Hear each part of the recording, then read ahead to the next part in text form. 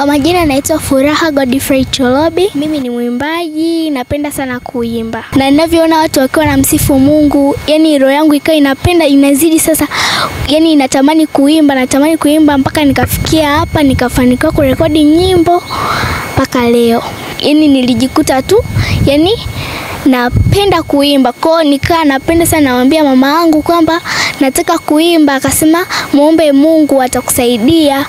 Akasema basi ukifanikishwa kurekodi nyimbo tuende tukamshukuru Mungu. Kwa nikamshukuru Mungu kwa sababu mdhamini wangu akaja, Mungu tuseme yani Mungu akamtumia mtu fulani akaja akanidhamini nyimbo, nikarekodi nyimbo 3.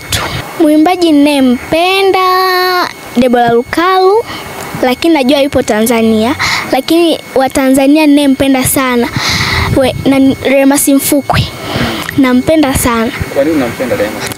Yani nyimbo zake zina utukufu, pia anaimba katika roho na kweli. Waga natamani sana kuimba naye, lakini basi sina mawasiliano naye wala nini. Nyimbo yake moja hivi nilisikia.